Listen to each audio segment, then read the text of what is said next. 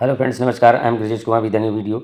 Friends, this video is based on remaining part of previous video which has been created for TGT English preparation. Here question number 101 is given as point out the figure of speech in the following. Little sorrows, sit and weep. Friends यहाँ पर आपको बताना है कि इस line में कौन सी figure of speech का यूज़ किया गया है। इसका आंसर यहाँ पर दिया गया है पर्सोनिफिकेशन, क्योंकि यहाँ सॉरोज को लिविंग थिंग मान लिया गया है, तो ये पर्सोनिफिकेशन हो जाएगा। So correct option is A. Next question, question number 102, the figure of speech used in the following sentence is all the perfumes of Arabia will not sweeten this little hand। यहाँ पर बात को बढ़ा चढ़ा कर कहा गया है, तो यहाँ पर ऑक्सीमोरन हो जाए, सॉरी यहाँ पर हो जाएगा हाइपरबोल।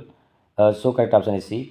हाइपरबोल यानी अतिशयोक्ति अलंकार, जिसे हिंदी में होता है पानी पर हाथ को हाथ छुओ नहीं नहीं नल के जल सो पग धोए। यहाँ पर भी अतिशयोक्ति अलंकार है, तो इसी प्रकार यहाँ पर कहा गया है कि अरबिया का जितना भी परफ्यूम है छोटे हाथ को वो सुगंधित नहीं कर सकता, तो ये हाइपरबोल का है। यहाँ एंटीथेसिस में के बारे में आपसे मैं डिस्कस कर चुका हूँ इसके प्रीवियस वीडियो में, आप जाकर वहाँ देख सकते हैं। ऑक्सीमोरन के विषय में भी बता चुका हूँ, सिनोप्टिकी के विषय में भी पिछले वीडियोस में मैंने बता दिया है, आप उसको जाकर देख सकते हैं। क्वेश्चन नंबर 103 दिया गया है point out the figure of speech in the following line.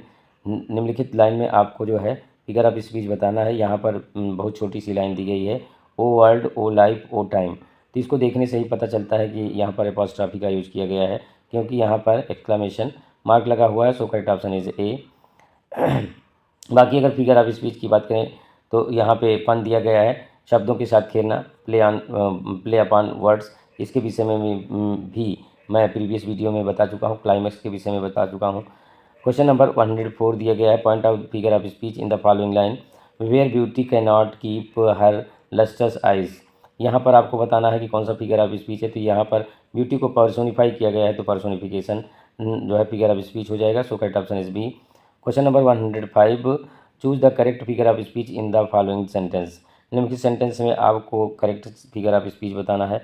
The camel is the ship of the desert. तो यहाँ पर जो है कैमल को डायरेक्ट शिप कह दिया गया है, तो यहाँ पर मेटाफर होगा। सो correct option is A.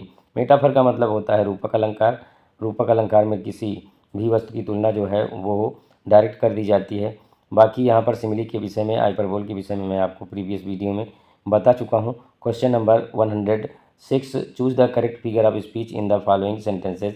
The quality of mercy is not strained if it droppeth as the gentle rain from heaven. इसमें भी आपको फिगर ऑफ स्पीच बतानी है कि कौन से फिगर ऑफ स्पीच का यूज़ किया गया है। तो यहाँ पर ये शब्द आया है कि the quality of mercy is not strained it droppeth as word आया है, तो ये सिमिली है, यहाँ पर सिमिली है। So correct option is D.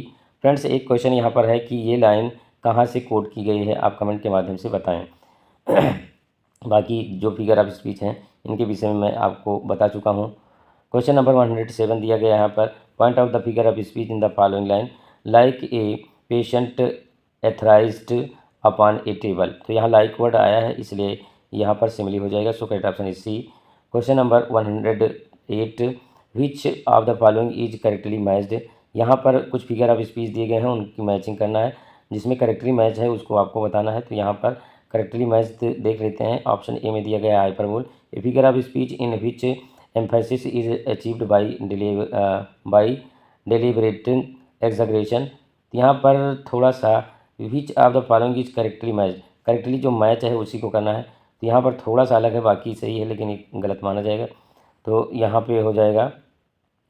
और बी में दिया गया oxymoron figure of speech consisting generally of two apparently contradictory terms that expresses जो स्टार्टिंग पैराडॉक्स, ये दिया गया है। और अगला दिया गया है metaphor, a figure of speech in which two unlike objects are compared by identification और by the substitution of one another.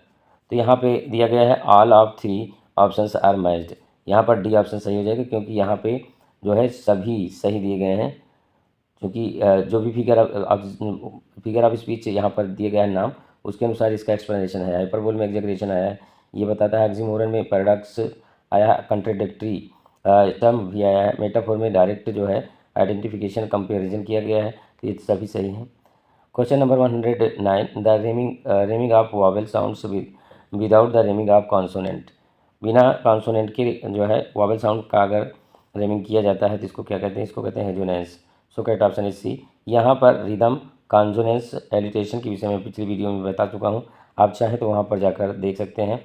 Question number 110, the figure of speech in he is too fond of red tape is. यहाँ पर आपको बताना है कि कौन सा figure of speech है, तो ये मेटोनमी है। चेंज ऑफ नेम जिसको कहा जाता है, so correct option is B. यहाँ पर चेंज ऑफ नेम किया गया है रेड टैप के द्वारा। और next question, question number 111 is the figure of speech in pluck from the memory a rooted sorrow is. यहाँ पर मेटाफोर है, so correct option is B. Next question, question number 112, question number 112 is as follows. Yes, here is the question number 1. The figure of speech the holy time is quite as a nun.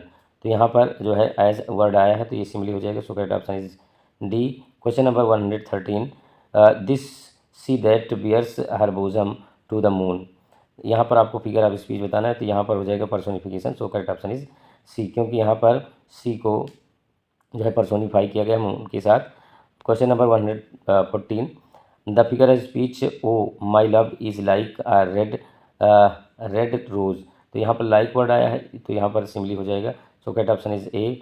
Question number 115, question number 115 is the figure of speech in life is a dream. ये metaphor लग ही रहा है, देखने से लग रहा है metaphor है, so correct option is C.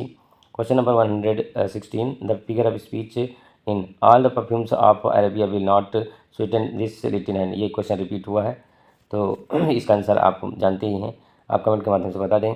Question number 117, the occurrence of the same letter or sound at the beginning of adjacent words. बगल वाले जो शब्द होते हैं इनकी बिगिनिंग में अगर कोई भी सेम लेटर या साउंड रिपीट होता है तो उसको क्या कहा जाता है, तो ये होता है alliteration, so correct option is A. Question number 118 is the figure of speech in death lays his icy hands on kings. Very important line है, और मैं यहाँ पर आगे बढ़ने से पहले एक क्वेश्चन एरेज करता हूँ कि आप को ये बताना है कि ये लाइन कहाँ से ली गई है। अब बढ़ते हैं इसके ऑप्शन की तरफ। यहाँ पर सी ऑप्शन इसका सही हो जाएगा। यहाँ पर पर्सोनिफिकेशन जो है फिगर ऑफ स्पीच का यूज किया गया है, so correct option is C. यहाँ पर डेथ को पर्सोनिफाई किया गया है, डेथ जो है नॉन लिविंग थिंग है, इसको लिविंग मान लिया गया है। Next question, question number 119, find out the figure of speech in the following sentence. यहाँ पर स्टेटमेंट यहाँ पर जो है आपको फिगर ऑफ स्पीच बतानी है, तो इसका स्टेटमेंट है I see you coming out of a light blue car tomorrow. ये हो जाएगा इन इंडो। यहाँ पर जो है इंडो एक ऐसा जो है फिगर ऑफ स्पीच होता है जिसमें कोई थर्ड चीज़ के विषय में सिंबॉलिक रूप से कहा जाता है, प्रतीकात्मक रूप से में कहा जाता है, so correct option is D. Next question है 120 and last question of this video. I will continue this session if you support me by subscribing my channel. Here question number 120 is which is not correct statement for metonymy figure of speech. Metonymy figure of speech के विषय में कौन सा यहाँ पर correct नहीं है, ये आपको बताना है। यहाँ पे दिया गया है in metonymy a part of something is used to signify the whole. ये सिनोक्टिकी के लिए होता है जो कि करेक्ट नहीं है। Whole of the part of the whole ये सिनोक्टिकी में यूज़ किया जाता है, तो यहाँ पर इसका सही ऑप्शन सी हो जाएगा। फ्रेंड्स आज की वीडियो में बस इतना ही। यदि वीडियो आपको अच्छा लगे तो लाइक करें, ना अच्छा लगे डिसलाइक करें, कमेंट करना बिल्कुल भी ना भूलें। और यदि इस वीडियो से आपको कुछ लाभ मिलता है टीजीटी के लिए तो please support me and subscribe my channel to get notification if you want to get notification. Thank you very much.